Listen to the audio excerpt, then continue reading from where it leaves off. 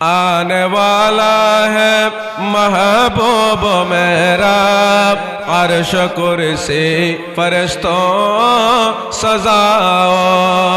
आने वाला है महबूब मेरा, आने वाला है महबूब मेरा, अर्श कुर्सी फरिश्तों सजाओ। सर्द कर दो जहन्नम के आतिश, सर्द कर दो जहन्नम के आतिश, और जन्नत को दुल्हन बनाओ।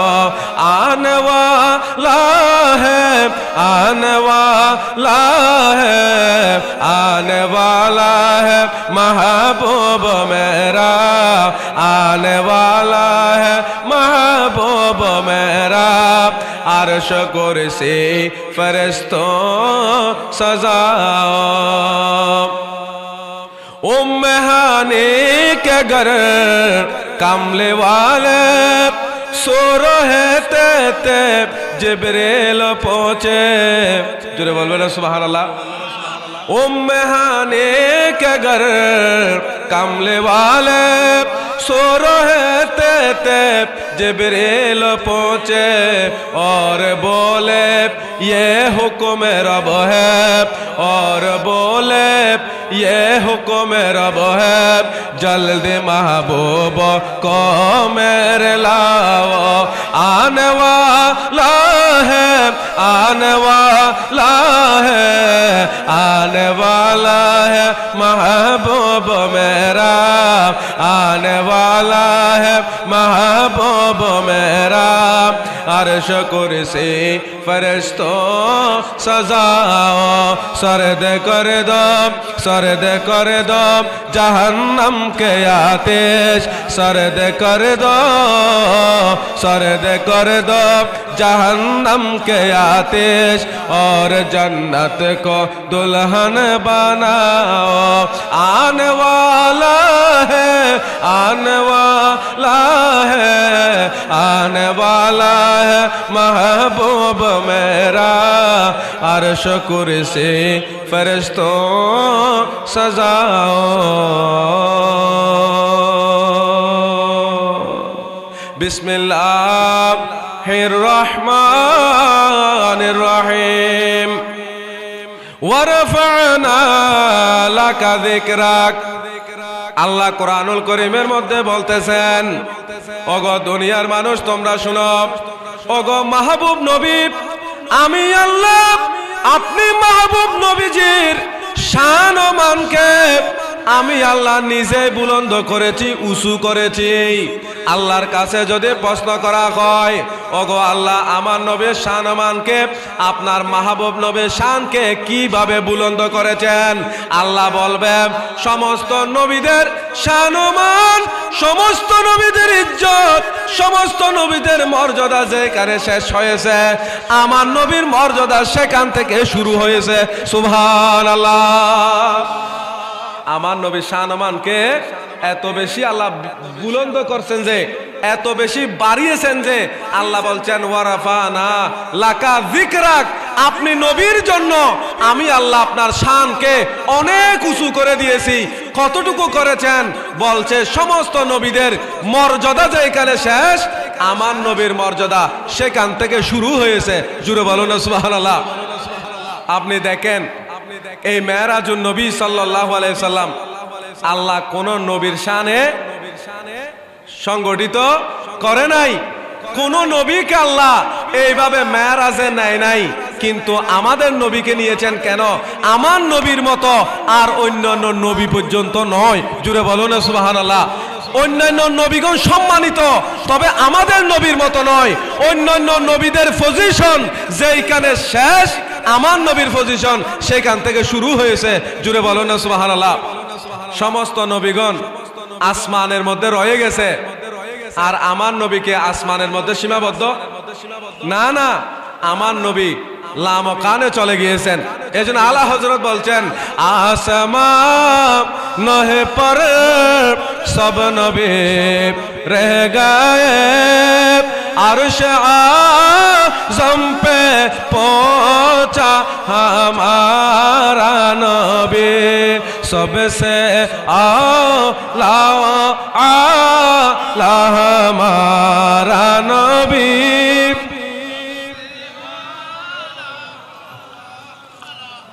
हमारा नबी जुड़े बोलूं ना सुबहानाल्लाह। समस्त नबीगण আসমান ক্রস করতে পারে নাই, সাত আসমানের উপরে যেতে পারে নাই। আরে সমস্ত নবীগণের স্টেশন সাত আসমানের ভিতরে সমাপ্তি ঘটেছে। আমার নবীর সমাপ্তি না বলতে কিছু নাই। আল্লাহ যেইখানে ডেকেছেন আমার নবী সেইখানে গিয়েছেন। জুড়ে বলুন না সুবহানাল্লাহ। এখান থেকে বোঝা গেল আমার নবীর মতো আর কোন নবীদেরকেও আল্লাহ এইরকম সম্মান দেয় নাই। জুড়ে বলুন না সুবহানাল্লাহ। তাহলে যে নবীকে স্বয়ং আল্লাহ দাওয়াত দিয়ে বুরাক পাঠিয়ে জিবরিল আমিন পাঠিয়ে জান্নাতের দুলহা সাজিয়ে যে নবীকে স্বয়ং আল্লাহ নিজেই দেখা দেয়, আমরা তো ওই নবীর উম্মত। জুড়ে বলুন না সুবহানাল্লাহ। তাহলে আমাদের দাম আছে না নাই? ওমা আছে না নাই? আমরা সর্বশ্রেষ্ঠ রসুল পাকের উম্মত, এটার জন্য আমরা যেমনি ভাবে দামি, তাহলে আমাদের আখলাক, আমাদের আমল, আমাদের চরিত্রও ওই রকম দামি হওয়া দরকার আছে না নাই? ওমা এখন যদি আমরা রসুল পাকের উম্মত দাবি করি, ঠিক আছে, আমরা যদি ওইদিকে গিয়ে কোনো বোতল খাই বা ট্যাবলেট খাই, তাহলে কি এটা উম্মতে মুহাম্মদীর শানে যেতে পারে? আমরা যদি মা বাবাকে বাত না দিই, তাহলে এটা কি উম্মতে মুহাম্মদের শান হতে পারে? পারে না। আমাদের নবী যেমনি ভাবে সর্বশ্রেষ্ঠ, আমরা উম্মত সর্বশ্রেষ্ঠ, আমাদের আমলও, আমাদের আখলাক চরিত্রেও সেই রকম সর্বশ্রেষ্ঠ হতে হবে। তখন আপনার জন্য আমার নবীর সুপারিশ আছে। জোরে বলুন সুবহানাল্লাহ। এই মেরাজুন নবী সাল্লাল্লাহু আলাইহি সাল্লাম এটা কেন হয়েছিল? মেরাজুন নবী এটা কেন আল্লাহ সুবহানাহু ওয়া তাআলা সংগঠিত করেছিলেন?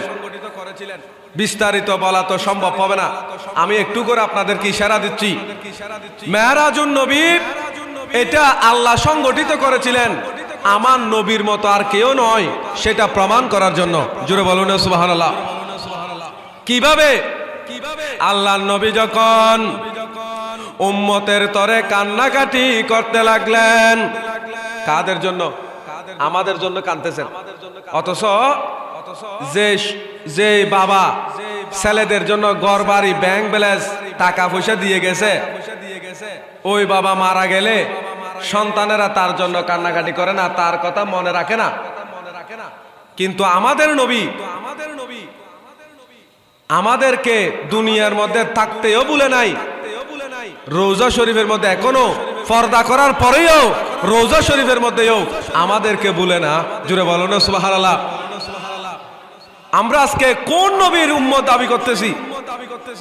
যে নবী সদা সর্বদা উম্মতের তরে কান্নাকাটি করেন, উম্মতের চিন্তায় আমার নবী যখন ভেঙে পড়েছেন, আল্লাহ বলতেছেন, ওগো মাহবুব নবী, আপনি কেন চিন্তা করতে লাগলেন? আপনি নবী যদি চিন্তা করেন, আপনি যদি চেহারা মলিন করেন, আমি আল্লাহ সহ্য করতে পারি না। সুবহানাল্লাহ। কারণ আল্লাহ আমার নবীকে কি করতে চায়?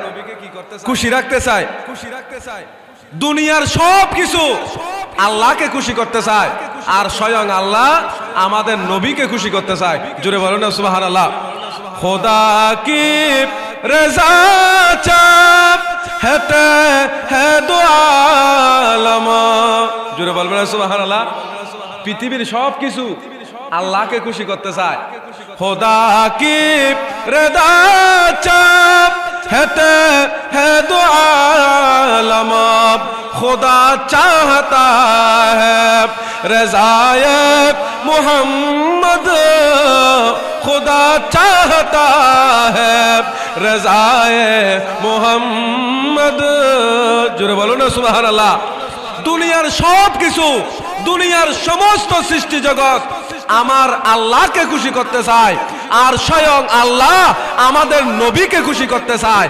আমার নবীকে খুশি করার জন্য আমাদের নবীকে আল্লাহ দাওয়াত দিয়ে বুরাক পাঠিয়ে মেরাজে নিয়েছিলেন। জুড়ে বলুন না সুবহানাল্লাহ।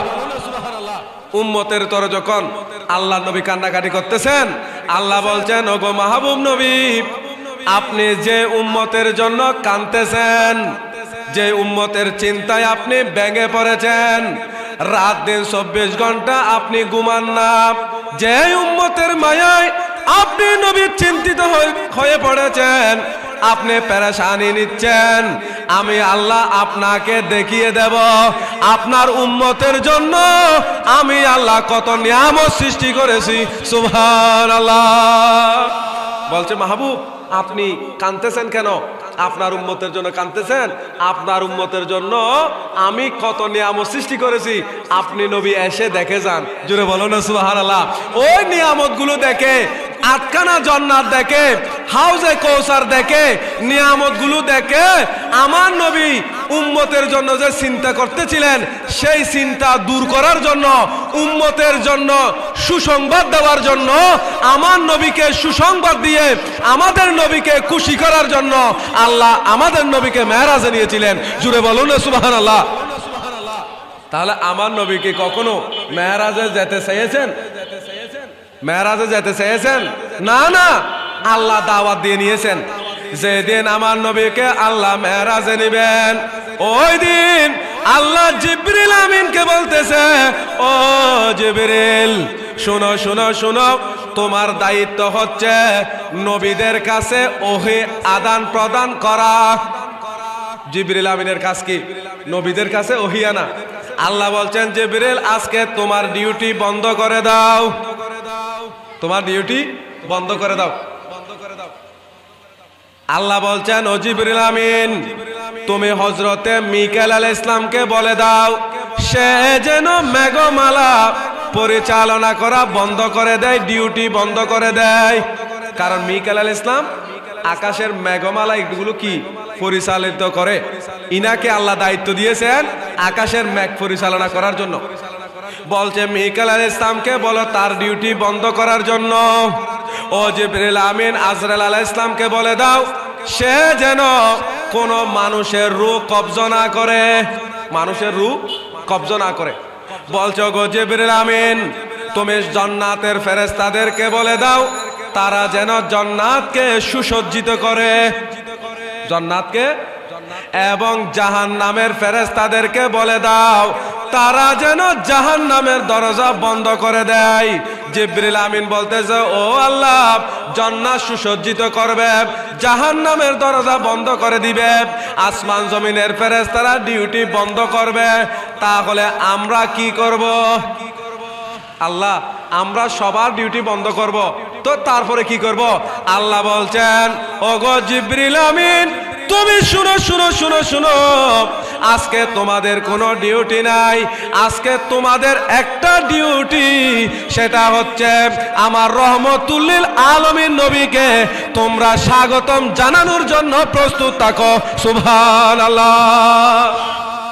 বলছে আজকে তোমাদের সব ডিউটি বন্ধ, জান্নাতকে সুসজ্জিত করে দাও।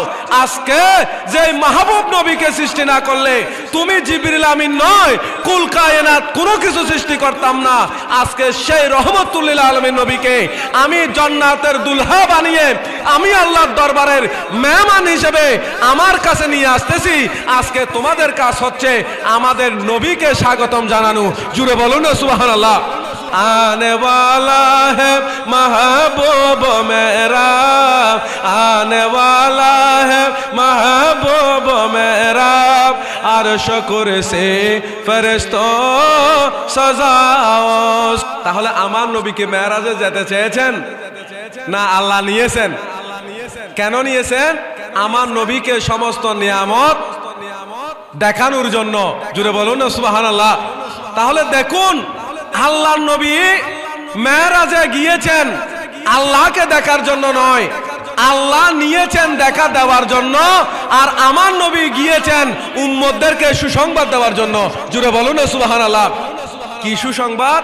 কিয়ামত পর্যন্ত যারা আল্লাহ নবীর অনুসারী হবে, আল্লাহ নবীর প্রেমিক হবে, মুহিব্বানে রাসূল হবে, ওই সমস্ত ব্যক্তিদের জন্য রহমতুল লিল আলামিন নবীর সুপারিশ আছে। জোরে বলুন না সুবহানাল্লাহ। তো রাসূল পাক সাল্লাল্লাহু আলাইহি ওয়াসাল্লামকে আল্লাহ মেরাজে নিয়েছেন কি দিনের বেলা নিয়েছেন না রাতের বেলায়? আরে বলেন না, রাতের বেলায়। তো কেন দিনের বেলা কেন নেয় নাই? প্রশ্ন আছে না নাই? আল্লাহ চাইলে দিনের বেলা নিতে পারতেন, রাতের বেলায় কেন? বলছে দিনের চাইতে রাত বেশি উত্তম। জোরে বলো না সুবহানাল্লাহ। দিনের চাইতে রাত উত্তম। আপনারা বলবেন হুজুর কিভাবে? দিনও আল্লাহ সৃষ্টি করেছেন, রাতও আল্লাহ সৃষ্টি করেছেন, আবার দিনের চাইতে রাত উত্তম কেন? বলছে রাত এই জন্য দামি, যেহেতু রাতের শেষ ভাগে স্বয়ং আল্লাহ বলে আমাদেরকে ডাক দিয়ে বলে যে ও দুনিয়ার মোমেন বান্দা, তোমরা শুনো যে তোমাদের মধ্যে এমন কে আসো আমি আল্লাহর কাছে ক্ষমা চাইবে, আমি আল্লাহ তোমাদের গুনাহ ক্ষমা করে দেব। জুড়ে বলো না সুবহানাল্লাহ। স্বয়ং আল্লাহ ডাক দিয়ে বলে যে ও গো মোমেন বান্দা ইমানদার, তোমাদের মধ্যে এমন কে আসো যে আমি আল্লাহর কাছে রিজিক চাইবে, আমি তোমাদেরকে রিজিক দেব। তাহলে যেই সময়ে স্বয়ং আল্লাহ আমাদেরকে ডাক দিয়ে সুসংবাদ দেয়, ওই সময়টা কি দিনের বেলায় না রাতের বেলায়? রাতের বেলায়।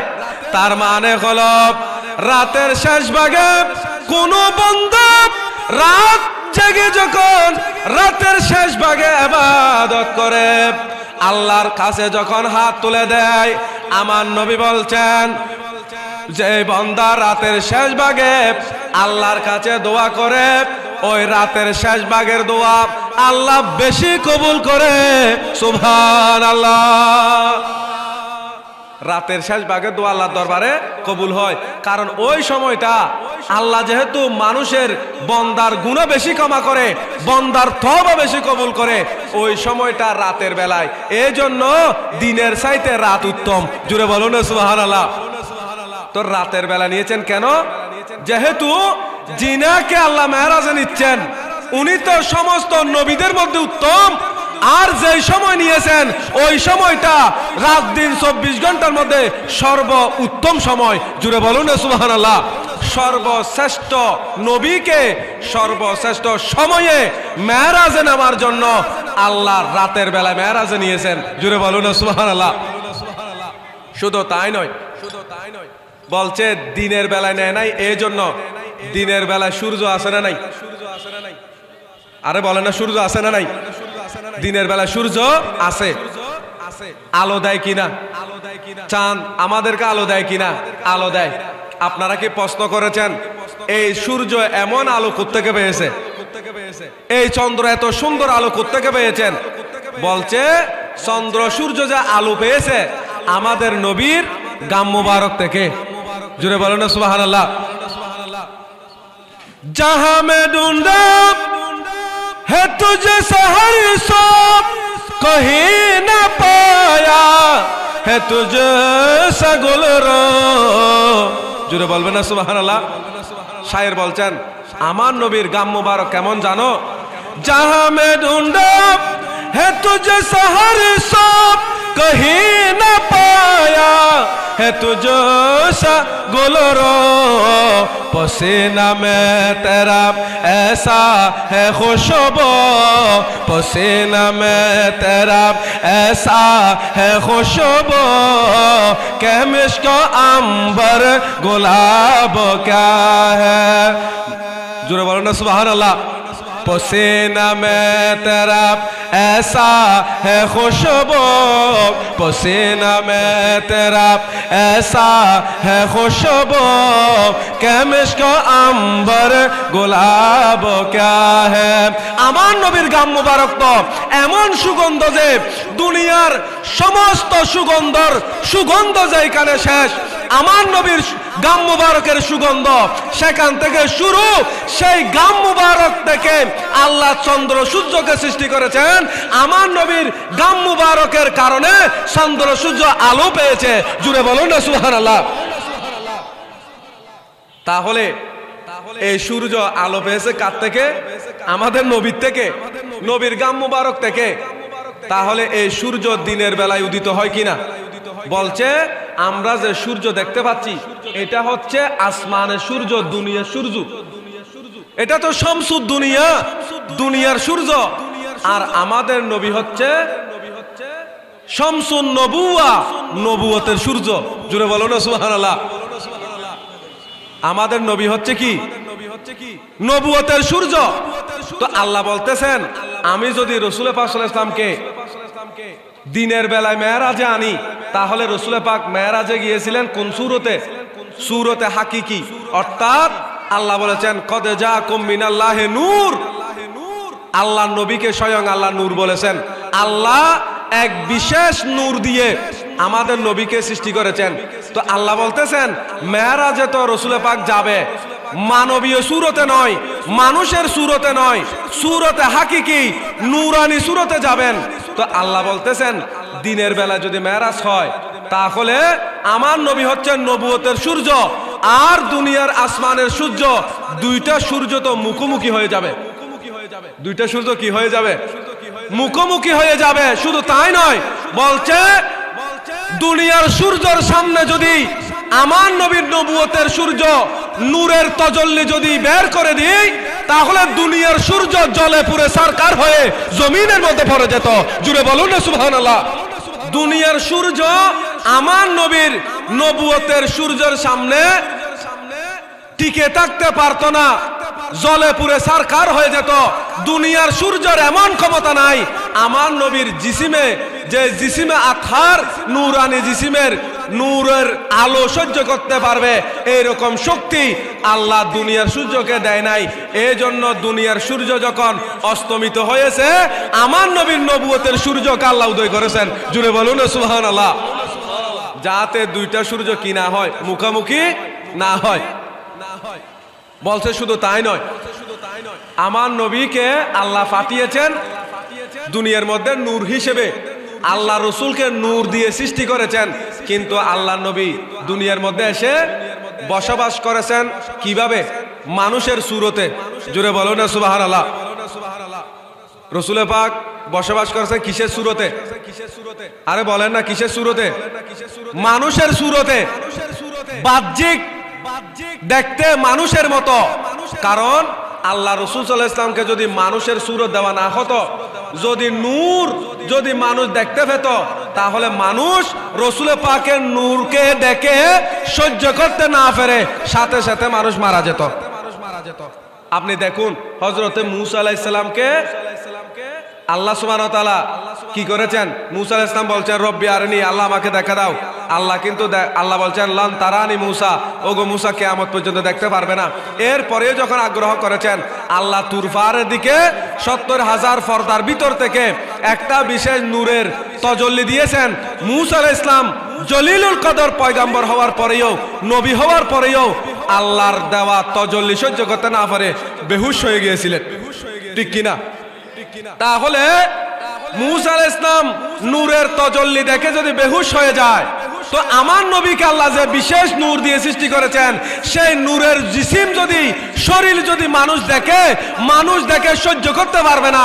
এই জন্য আমার নবীকে নূর দিয়ে সৃষ্টি করলেও আবার নূরের উপর আল্লাহ মানুষের সুরত পরিয়ে দিয়েছিলেন। জুড়ে বলুন সুবহানাল্লাহ। কিন্তু যেদিন মেরাজে যাচ্ছে, সেই দিন আমার নবী নূরানি সুরতে যাচ্ছিলেন। তো দিনের বেলায় যদি আমার নবীকে মেরাজে নিত, তাহলে দুনিয়ার মানুষ ওই সময় জাগ্রত আছে, তো রাসূল সাল্লাল্লাহু আলাইহি ওয়াসাল্লামের নূরানি জিসিম দেখতো কিনা? মানুষ যদি আমার নবীর নূরানি জিসিম মুবারক দেখতো, মানুষ সহ্য করতে না পেরে রহমতুল লিল আলামিন নূরের তজল্লির কারণে মানুষ অন্ধ হয়ে যেত, মানুষ সহ্য করতে না পেরে বেহুশ হয়ে যেত। এই জন্য দুনিয়ার মানুষ সবাই যখন ঘুমিয়ে পড়েছে, কোন মানুষ যখন জাগ্রত নাই, এমত অবস্থায় আল্লাহ আমার নবীর নূরানি জিসিম হিসেবে আল্লাহ মেরাজ নিয়েছিলেন। সুবহানাল্লাহ। কারণ রসুলের নূরানি জিসিম যাতে কোনো বান্দা না দেখে, কারণ দেখলে তো সহ্য করতে পারবে না। জুড়ে বলো না সুবহানাল্লাহ। তাহলে বোঝা গেল আল্লাহ নবীকে রাতের বেলায় নিয়েছেন এই জন্য, কারণ যারা আশেকে রসুল, যারা আশেক মাসুক, ইনারা দিনের বেলার চাইতে রাতের প্রেম অনেক বেশি মজা পায়। জুড়ে বলবেন না সুবহানাল্লাহ? রাতের বেলায় আল্লাহর ওলিদের দরবারে যাবেন, একদম নিরিবিলি কিনা, নিরিবিলি। কিন্তু দিনের বেলায় যান, যানজট, কত মানুষ আছে, কিন্তু লাইটের 2টা বাজে গেলে মানুষ কমে যায় কিনা? মা বলে না কমে যায়। তাহলে একেবারে নিজের ইচ্ছা মতো কি করতে পারে? জিয়ারত করতে পারে। যে কোন আল্লাহর ওলির দরবারে আপনি এশারের পরে যান, মানুষ পাবেন, কিন্তু যখন রাতের 2টা 3টা হয় একটু মানুষ কমে যায় কিনা? তাহলে কমে গেলে নিজের ইচ্ছা মতো যা কিছু করতে মন চায়, যাহা কিছু বলতে হয় সব কিছু বলতে পারে। এজন্য নিরিবিলি পরিবেশে মানুষের ইচ্ছা মতো প্রেমের কথা বলা যায়। তো আমার নবীর সাথে আল্লাহ প্রেমের কথা বলার জন্য উম্মতের জিম্মাদারি আমার নবীকে দেওয়ার জন্য আল্লাহ যেহেতু আমার নবীকে নিয়েছেন, এই জন্য দিনের সময় আমার নবীকে মেরাজে নেয় নাই, রাতের সময় নিয়েছেন, অর্থাৎ নিরিবিলি পরিবেশে আমার নবীকে আল্লাহ প্রেমের কথা শুনিয়েছেন। জুড়ে বলুন না সুবহানাল্লাহ?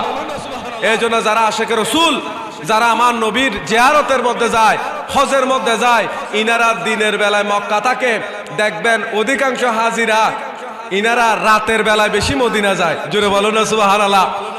কারণ প্রেমিকেরা বুঝে প্রেমের সময় কি। জুড়ে বলো না সুবহানাল্লাহ? প্রেমের কথা সবাইকে বলা যায় না, প্রেমের কথা সবাই বুঝেও না, প্রেমিক ছাড়া প্রেমের কথা কেউ বুঝে না। এজন্য আশেকদের সর্বোত্তম সময় হচ্ছে রাতের বেলা। জুড়ে বলো না সুবহানাল্লাহ? এজন্য শায়ের বলেছেন, দিনে গুজরেগা মকে মে ওরা তুম দিনে মে একাশব আ যায় লমখা তুম দিনে মে। জুড়ে বলো না সুবহানাল্লাহ? হায় রে আশেকে রসুলেরা দিনের বেলায় মদিনা শরীফে কাজে ব্যস্ত থাকে, মক্কায় থাকে, কিন্তু রাত যখন হয়ে যায় আশেকে রসুলের অন্তর, আশেকে রসুলের চিন্তা চেতনা রাতের বেলায় হলে আমার নবীর কদমে চলে যায়। জুড়ে বলো না সুবহানাল্লাহ? এই জন্য শায়ের বলেছেন, ও দিনে বিতব আয়ে গা ওরা তবি আয়েগে ওরা তবি আয়েগে গমখার মোহাম্মদ কি है जात मदीने में काशब आ जाए लम्हा तो मदीने में। জুড়ে বলো না সুবহানাল্লাহ? তাহলে প্রেমিকেরা প্রেমের সময়কে বেছে নেয় রাতের বেলা। এজন্য আমার নবীর সাথে আমার আল্লাহর এমন প্রেম ছিল, এজন্য আমার নবীকে ওই সময়ে রাতের বেলায় মেরাজে নিয়েছিলেন। জুড়ে বলো না সুবহানাল্লাহ? আমার নবী কি মেরাজে সশরীরে গিয়েছিলেন না স্বপ্ন যুগে গিয়েছিলেন? আমার নামাতে সেই তারা ন বুঝের পারলাই, ওনারা বুঝতে লাগবে না আর কথা। রসুল পাককে সশরীরে গিয়ে নাকি এমনি স্বপ্ন যুগে গিয়ে দেয়? আমাদের দেশে ইসলামী চিন্তাবিদ অনেক বেড়ে গিয়েছে। এদেরকে যখন ওই মন্দিরের মধ্যে গিয়ে পূজা করে, রোজা পূজাকে এক জিনিস বলে দেয়, রোজা পূজা এপিট উপিট বলে দেয়, তখন কিন্তু ইসলামী চিন্তাবিদের ফতোয়া আসে না। ইনারা যখন বলে হরে কৃষ্ণ হরে হরে কৃষ্ণ হরে রাম, কি হরে কৃষ্ণ হরে বল অমুক অমুক চিহ্ন টেনে তুল, এই জাতীয় যখন তাদের চিহ্নের কথা বলে তখন কিন্তু ইসলামী চিন্তাবিদের ফতোয়া আসে না। যখন বলে যে আমার জন্য সূর্য দাঁড়িয়ে থাকবে, এমন যারা জঘন্য কথা বলে, তখন তাদের বিরুদ্ধে ফতোয়া আসে না। যখন আপনি বলবেন আমাদের নবী রূহ সশরীরে মেরাজে গিয়েছেন, আমার নবী স্বপ্ন যুগে যায় নাই, এই কথা যখন বলবেন ইসলামী চিন্তাবিদের এই ফতোয়া আমাদের সামনে চলে আসতে দেরি হয় না। জুড়ে বলুন না নাউজুবিল্লাহ। আজকে কারা এরা মাজারের মধ্যে আগুন দেয়, আল্লাহর ওলিদের মাজার ভেঙে যারা ইসলাম কায়েম করতে চায়, এটা মানুষের সাথে প্রতারণা ছাড়া বই কিছু নয়। জুড়ে বলুন না নাউজুবিল্লাহ। এই জন্য আমি বলবো, মুসলমান জান্নাতের টিকিট দিলেও কোনো লাভ হবে না। জান্নাতের টিকিট দেওয়ার অধিকার আল্লাহ আমার নবীকে ছাড়া আর কাউকে দেয় নাই। সুতরাং যারা নিজের স্বার্থের জন্য আমাদেরকে একটা ভোট দিলে, রায় দিলে জান্নাত পেয়ে যাবে, এটার চেয়ে বড় জঘন্য অপবাদ, জঘন্য মিথ্যা কথা আর কি হতে পারে? এইভাবে যারা ইসলামকে তামাশা হিসেবে জাতির কাছে উপস্থাপন করে, তাদের ষড়যন্ত্র থেকে, তাদের খপ্পর থেকে এই মুসলিম মিল্লাতকে দূরে থাকতে হবে। এটা ঈমানি দায়িত্ব। জুড়ে বলুন না সুবহানাল্লাহ।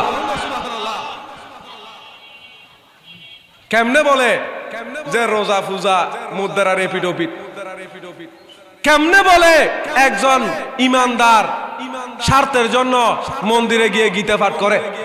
জুড়ে বলবেন না নাউজুবিল্লাহ। যখন ইনারা মন্দিরে গিয়ে যখন বলছে যে হরে কৃষ্ণ হরে বল, অমুক পাল্লা টেনে তোল, তখন হিন্দুদের একজন ব্রাহ্মণ, একজন পণ্ডিত, ইনারা বলছেন দেখছো এতদিন পর্যন্ত আমাদেরকে যারা মুসলমান দাবি করে আমাদেরকে জাহান্নামী বলছে, ইনারাই আমাদের মন্দিরে এসে হরে কৃষ্ণ হরে বল এই স্লোগান দিচ্ছে। জুড়ে বলুন না নাউজুবিল্লাহ। তাহলে কাদের কারণে আজকে ইসলাম প্রশ্নবিদ্ধ হচ্ছে সেটাও আমাদেরকে চিন্তা করার দরকার আছে না নাই? ওমা বলেন না, আছে না নাই? আছে। শুধুমাত্র বাদ খেলাম, ঘুমাইলাম, কাজ করলাম হবে না। আপনার ঈমান আছে কিনা, আপনাকে কোনো ভুল মেসেজ দিয়ে গুমরাহ করতেছে কিনা, এই দিকেও মুসলমান অবশ্যই সতর্ক থাকতে হবে। এই ঈমানকে হেফাজত করার জন্য যুগে যুগে কালে কালে আল্লাহ নবীগণকে পাঠিয়েছিলেন। জুড়ে বলুন না সুবহানাল্লাহ। আমার নবী সশরীরে মেরাজে গিয়েছেন, এটার মধ্যে কোনো সন্দেহ লা শাক্কা ওয়ালা রাইবা, এটার মধ্যে কোনো সন্দেহের অবকাশ নাই। হ্যাঁ, আল্লাহ নবী বলেছেন আমি রসুল পাক সাল্লাল্লাহু আলাইহি ইসলামের দুই চক্ষু মুবারক ঘুমায়, কিন্তু আমি নবীর কলব মুবারক ঘুমাই না। জোরে বলুন না সুবহানাল্লাহ। আমরা যখন ঘুম যাই আমাদের কলব কি ওমাই তারা নামাজ আছে, আমাদের কলব কি ঘুমায়, কিন্তু রসুল বলছেন আমি রসুলের দুই চক্ষু মুবারক ঘুমাই, আমার কলব ঘুমাই না। এই জন্য আমার নবী ঘুম গেলেও উজু ভাঙে না। আমার নবী ঘুম গেলে কি ভাঙে না? উজু ভাঙে না। তাহলে আপনারা বলুন, রসুল পাকের দুই চক্ষু ঘুমায়, কলব যদি না ঘুমায়, জাগ্রত থাকে, তাহলে ওই সময় রসুল পাক কি করে? জোরে বলবেন না সুবহানাল্লাহ। চক্ষু ঘুমায়, বাহ্যিক চক্ষু ঘুমায়, তো কলব তো জাগ্রত থাকে, তো জাগ্রত থাকা অবস্থায় রসুল পাক কি করে? আমার নবী জবাব দিবে, ওগো ইমানদার, আমি রসুল পাকের দুই চক্ষু মুবারক ঘুম যায়, আমি নবীর কলব মুবারক ঘুম যায় না। ওই সময় আমি নবী আল্লাহর সাথে মেরাজ করি। সুবহানাল্লাহ। আমার নবী তো আল্লাহকে দেখার জন্য কি আরশে আজিম পেরিয়ে যেতে হয়? আরশে আজিমের উপরে গিয়ে কি আল্লাহকে দেখতে হয়? না না, আমার নবী তো দুনিয়ার মধ্যে বসে আল্লাহর সাথে সদা সর্বদাই আল্লাহর সাথে মেরাজ করতে পারে। এর পরেও আল্লাহ আমাদের নবীকে নিয়েছেন কেন? যাতে কিয়ামত পর্যন্ত কেউ না বলে নবীও আমাদের মতো। জুড়ে বলো না নাউজুবিল্লাহ। না হয় আল্লাহ নবী আল্লাহকে দেখার জন্য উপরে যাইতে হয় না, আরশে আজিম পেরিয়ে যেতে হয় না।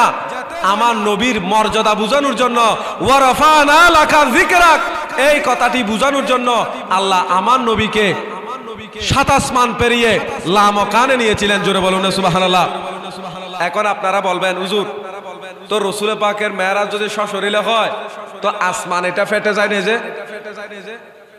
যদি রসুল পাক দেহ নিয়ে শরীর নিয়ে যেত তো আসমান এটা ফেটে যাওয়া দরকার ছিল না?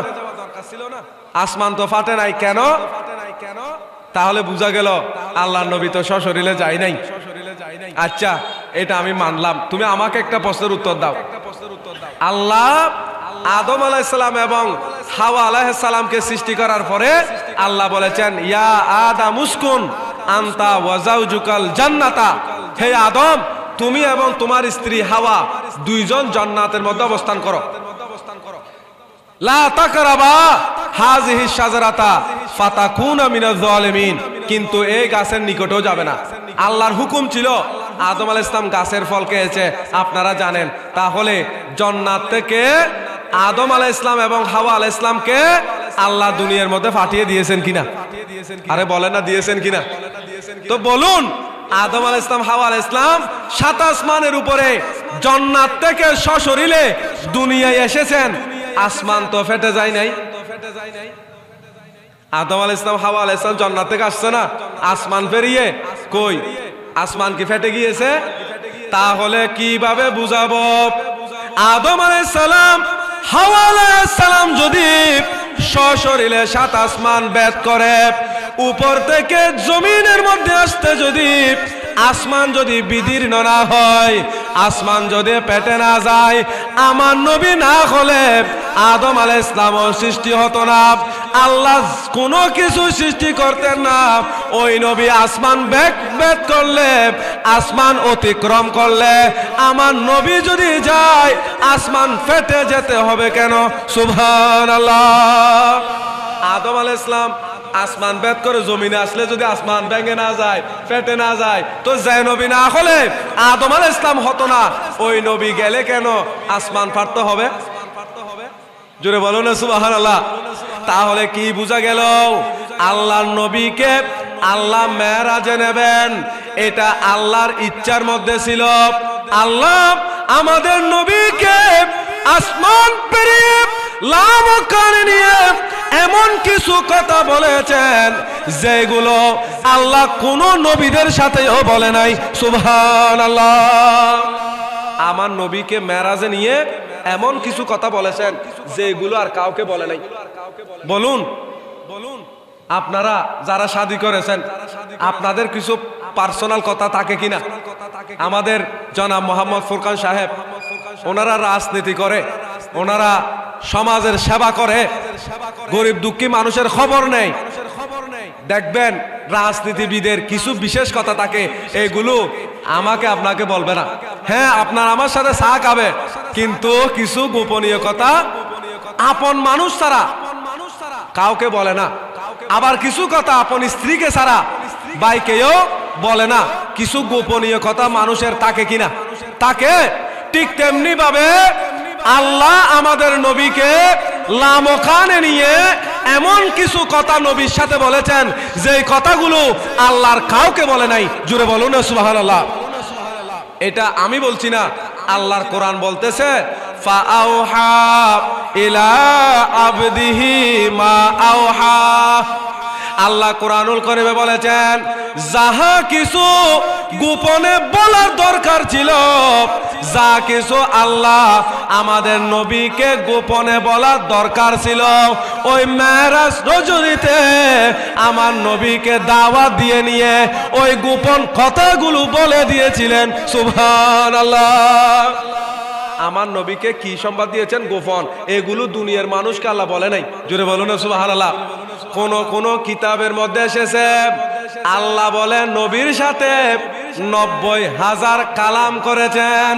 কয় হাজার? 90,000 কালাম করেছেন, কথা বলেছেন। তাহলে 90,000-এর মধ্যে 30,000 উম্মতদেরকে রাসূল পাক বলে দিয়েছেন এগুলো উম্মতের জন্য। আর 30,000 এমন কথা আছে যেগুলো সচরাচর সমস্ত উম্মতদেরকে বলে নাই। এগুলো বিশেষ বিশেষ মানুষদেরকে, বিশেষ বান্দাকে আমার নবী জানিয়ে দিয়েছেন। সুবহানাল্লাহ। তাহলে কয় হাজার হলো? 60,000। 90,000 কালাম করেছেন, তার মধ্যে 30,000 কথা আমার নবী সবাইকে হাদিস হিসেবে বলে দিয়েছেন। আবার 30,000 এমন কথা আছে যেগুলো আল্লাহ বিশেষ বান্দাদেরকে বলেছেন। আর এমন 30,000 কালাম আছে যেগুলো আমার নবী নিজের মধ্যে নিজে কি করে রেখেছেন, গোপন করে রেখেছেন। জোরে বলো না সুবহানাল্লাহ। তাহলে বোঝা গেল আমার আল্লাহ আমার নবীকে কি বলেছেন, সব কিছু উম্মতেরা জানে না, আমার নবী যাহা জানিয়েছেন তাহাই জানে। এমন কিছু কথা, এমন কিছু কালাম আছে যেগুলো আমার নবী ছাড়া কেউ জানে না। জুড়ে বলুন সুবহানাল্লাহ। সেই এলম হচ্ছে এলমে গায়েব। আমার নবী যে গায়েব জানে, দেখুন আমার নবী যেগুলো জানিয়েছেন আমরা সেইগুলো জানি, যেগুলো জানাই নাই সেগুলো আমার নবী ছাড়া কেউ জানে না। জুড়ে বলুন সুবহানাল্লাহ। তাহলে আমার নবীর কাছে অনেক কথা কি আছে, গোপন আছে। এগুলো আমার নবী দুনিয়ার মানুষকে জানায় নাই। কেন জানা নাই? আল্লাহ নবী হাদিসে পাকের মধ্যে বলেছেন, উতিতুল উলুমা, আল্লাহ আমি নবীকে সমস্ত এলম দিয়েছেন। আল্লাহ আমি নবীকে কি দিয়েছেন? উতিতুল উলুমা। এলমুনের জমা উলুম, বহু বচন, তার মানে সমস্ত এলম আল্লাহ আমি নবীকে দান করেছেন। কিন্তু ওয়া উমিরতু বিকিতমানে বাদিহা, আমি নবীকে যত এলম দান করেছেন তন্মধ্যে কিছু এলম প্রকাশ না করার জন্য আমি নবীকে হুকুম দিয়েছেন। সুবহানাল্লাহ। আমি বলতে চেয়েছিলাম আল্লাহ নবী বলছেন উতিতুল উলুমা, আমাকে সমস্ত এলম আল্লাহ জানিয়ে দিয়েছেন, কিন্তু ওয়া উমিরতু বিকিতমানে বাদিহা, এমন কিছু কথা আছে যেগুলো প্রকাশ না করাটা আল্লাহর নির্দেশ। জোরে বলুন না সুবহানাল্লাহ। তাহলে আমার নবী গায়েব জানে কিনা? তো যেগুলো আল্লাহ আমার নবীকে প্রকাশ না করতে বলেছেন সেগুলো দুনিয়ার কেউ জানে না, সেগুলো আল্লাহু ওয়া রাসূলুহু আলম, আল্লাহ এবং রাসূলে ভালো জানে। জোরে বলুন না সুবহানাল্লাহ। এই জন্য আমরা বলি যে আমাদের নবী গায়েব জানে। আজকে যারা ওয়াহাবি, মওদুদি, সালাফি, খারেজি, রাফেজি, শিয়া, মুতাজিলা, খজায়ে গজায়ে তাবাশিসা যারা বলে নবী কিভাবে গায়েব জানবে, উনি তো সৃষ্টি হয়ে আমার নবী যদি নাউজুবিল্লাহ গায়েব না জানে, তাহলে আল্লাহর নবী যেগুলো গোপন রেখেছেন ওইগুলো কি ছিল সেইগুলো তুমি আমাদেরকে বলো। বলতে পারবে? কিয়ামত পর্যন্ত পারবে না? না, এগুলো গোপন আছে। এজন্য হযরতে আবু হুরায়রা রাদিয়াল্লাহু তাআলা আনহু, হযরতে আবু হুরায়রা যিনি আসহাবে সুফার একজন। আসহাবে সুফা মানে ইনাদের কাজ ছিল রাসূলের দরবারে বসে থাকা। খানা রাসূলের দরবারে আসলে খাইতো, না হয় বসে থাকতো। এক সেকেন্ডের জন্যও আমার নবীর দরবার ছেড়ে যায় নাই। জোরে বলো না সুবহানাল্লাহ। হযরত আবু হুরায়রা বলতেছেন, আমি রাসূলের পাকের কাছ থেকে 2 ফিয়ালা এলম অর্জন করেছি। কয় ফিয়ালা? আরে জোরে বলো না, কয় ফিয়ালা? 2 ফিয়ালা। বলছে আমি আবু হুরায়রা আমার নবীর কাছ থেকে 2 ফিয়ালা এলম অর্জন করেছি। 1 ফিয়ালা এলম আমি দুনিয়াবাসীর কাছে প্রকাশ করেছি, আর 1 ফিয়ালা এলম এমন আছে যে এগুলো আমি প্রকাশ করি নাই। সুবহানাল্লাহ। 1 ফিয়ালা এলম আমি দুনিয়াবাসীকে জানিয়ে দিয়েছি, আর 1 ফিয়ালা এলম আমি কি করি নাই? জানিয়ে দিই নাই। বলছে কেন জানেন? কারণ ওই ফিয়ালার এলম যদি আমি জানিয়ে দিই, মানুষ আমার কথা না বুঝে আমার কণ্ঠনালী কেটে দিবে। জোরে বলো না সুবহানাল্লাহ।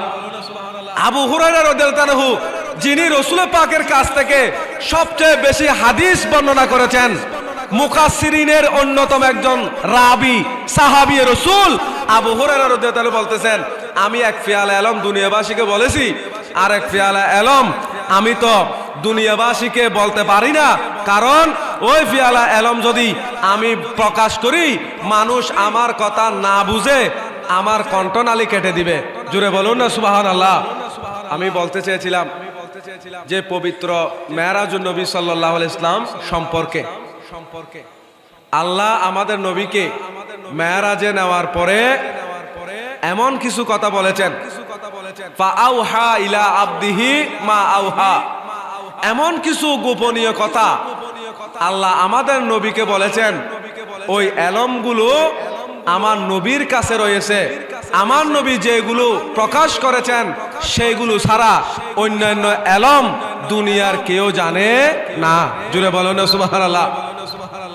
হযরতে আবু হুরায়রা রাদিয়াল্লাহু তাআলা বলছেন যে আমি রাসূল পাকের কাছ থেকে যে 2 পেয়ালা এলম অর্জন করেছি, সেখান থেকে 1 পেয়ালা এলম আমি প্রকাশ করেছি, আর 1 পেয়ালা এলম আমি প্রকাশ করি নাই। কারণ আমি যদি ওই পেয়ালার এলম আমি যদি প্রকাশ করি, দুনিয়ার মানুষ আমার ওই কথাগুলো না বুঝে আমার কণ্ঠনালী কেটে দিবে। যদি বলুন না সুবহানাল্লাহ। তাহলে এখন প্রশ্ন হলো, আবু হুরায়রা রাদিয়াল্লাহু তাআলা আনহুর কাছে যে এলমগুলো ছিল, যেগুলো প্রকাশ করেনি, সেইগুলো কিসের এলম ছিল সেটা দুনিয়ার কেউ বলতে পারবে না। তাহলে বোঝা গেল আমার নবী এলমে গায়েব জানে। আমার নবীর কাছে এমন কিছু এলম আছে যেগুলো দুনিয়ার মানুষ জানে না। জুড়ে বলুন না সুবহানাল্লাহ। তাহলে রাসূল সাল্লাল্লাহু আলাইহি ইসলামের এলম 2 ভাগে বিভক্ত। এক প্রকারের এলম হচ্ছে জাহেরি এলম, আর এক প্রকারের এলম হচ্ছে বাতেনি এলম। জুড়ে বলুন না সুবহানাল্লাহ। আমার নবীর এলম যেমনি ভাবে 2 ভাগে বিভক্ত, জাহেরি এবং বাতেনি, কিয়ামত পর্যন্ত আমার নবীর উম্মতের মধ্যে 2 শ্রেণীর বান্দা থাকবে, 2 শ্রেণীর উম্মত থাকবে। কিছু উম্মতের মধ্যে জাহেরি এলম থাকবে, আবার কিছু উম্মতের মধ্যে বাতেনি এলম থাকবে। জুড়ে বলুন না সুবহানাল্লাহ। এই জন্য আমার নবীর এলম যেমনি ভাবে জাহেরি বাতেনি 2 ভাগে বিভক্ত, আমার নবীর উম্মতের মধ্যে যারা এলম অর্জন করবে, এলম অর্জনকারীদের মধ্যেও 2 শ্রেণীর মানুষ থাকবে। কোন মানুষের কাছে, কোন উম্মতের কাছে জাহেরি এলম থাকবে, আর কোন উম্মতের মধ্যে বাতেনি এলম থাকবে। যাদের কাছে জাহেরি এলম থাকবে তারা হচ্ছে উলামায়ে কেরাম, আর যাদের কাছে বাতেনি এলম থাকবে তারা হচ্ছে আউলিয়ায়ে কেরাম। জুড়ে বলো না সুবহানাল্লাহ। আমার নবীর এলমের দ্বারও 2টা, উম্মতের মধ্যেও এলম অর্জনকারীদের মধ্যেও দ্বারা হবে 2টা। কিয়ামত পর্যন্ত আল্লাহর ওলিদের কাছে আমার নবীর সিনায়ে পাক থেকে, রাসূল পাকের সিনায়ে পাক থেকে এলম আসতেই থাকবে। আল্লাহর ওলিরা কিয়ামত পর্যন্ত আমার নবীর কাছ থেকে এলম নিয়ে রাসূল পাকের রেখে যাওয়া এই ইসলামকে হেফাজত করতে থাকবে। জুড়ে বলুন না সুবহানাল্লাহ। এই জন্য আল্লাহর ওলিরা যেই পথে, আপনি যদি সেই পথে থাকেন, নিশ্চিত আপনি আহলে সুন্নাত ওয়াল জামাতের উপর আছেন, আপনি জান্নাতি পথেই আছেন। জুড়ে বলুন না সুবহানাল্লাহ। এই জন্য যুগে যুগে কালে কালে আল্লাহর নবীগণ দুনিয়ার মধ্যে এসেছিলেন, আল্লাহর ওলিগণ কিয়ামত পর্যন্ত আসবে। কেন? কারণ আজকে দেখুন, ইমাম আহলে সুন্নাত হুজুর আল্লামা ইমাম হাশেমি রহমাতুল্লাহ আলাইহি এই দুনিয়ার মধ্যে এসেছিলেন। ইনারা আসে নাই, আল্লাহ পাঠিয়েছিলেন মানব জাতির ঈমানকে রক্ষা করার জন্য। জুড়ে বলুন না সুবহানাল্লাহ। হাজা গরিবে নওয়াজ দুনিয়ার মধ্যে এসেছিলেন, আল্লাহ পাঠিয়েছেন একমাত্র মানুষের ঈমান হেফাজত করার জন্য। গরিবে নওয়াজ 90 লক্ষ মুসলমান এই দুনিয়ার ভারতবর্ষের মধ্যে বানিয়েছিলেন। দেখুন যে খাজা গরিবে নওয়াজ আমার নবীর ইশারা পেয়ে 90 লক্ষ মুসলমান বানিয়েছেন। আজকে সেই খাজা গরিবে নওয়াজের বিরুদ্ধে যারা বলবে তারা কখনো হকপন্থী হতে পারে না। যারা খাজা গরিবে নওয়াজের বিরুদ্ধে বলবে, গৌসুল আজম আব্দুল কাদের জিলানী কুদ্দিসা সিররুহুন নুরানী রাদিয়াল্লাহু তাআলার বিরুদ্ধে বলবে, গৌসুল আজম মাইজভান্ডারী হযরত কেবলার বিরুদ্ধে বলবে, এক কথায় আল্লাহর ওলিদের বিরুদ্ধে যারা বলে তারা কখনো হকপন্থী হতে পারে না। আল্লাহর নবীর সেই বাতেনি এলম যেগুলো আল্লাহর ওলিগণ লাভ করে, সেগুলো সাধারণ মানুষ লাভ করতে পারে না। সেই বাতেনি এলমগুলো আল্লাহ আমার নবীকে মেরাজ রজনীতে দান করেছিলেন। সেই মেরাজুন নবীতে আল্লাহর সাথে, আমার নবীর সাথে ওয়াদা হয়েছে যে সমস্ত উম্মত ঈমান নিয়ে দুনিয়া থেকে যাবে তাদেরকে জান্নাত দেওয়া। এই ক্ষমতা আল্লাহ আমার নবীর হাতের মধ্যে দিয়েছেন। এই ক্ষমতা দান করার জন্য, এই সুসংবাদ আমাদের নবীকে দেওয়ার জন্য আল্লাহ মেরাজে নিয়েছিলেন। আল্লাহ সুবহানাহু ওয়া তাআলা প্রত্যেককে বুঝে আমল করার তৌফিক দান করুক। সকলে বলে আমিন। ওয়া আখিরু দাওয়ানা আনিল হামদুলিল্লাহি রাব্বিল আলামিন। আসসালামু আলাইকুম ওয়া রাহমাতুল্লাহি আযজা ওয়া জাল্লা ওয়া বারাকাতুহু।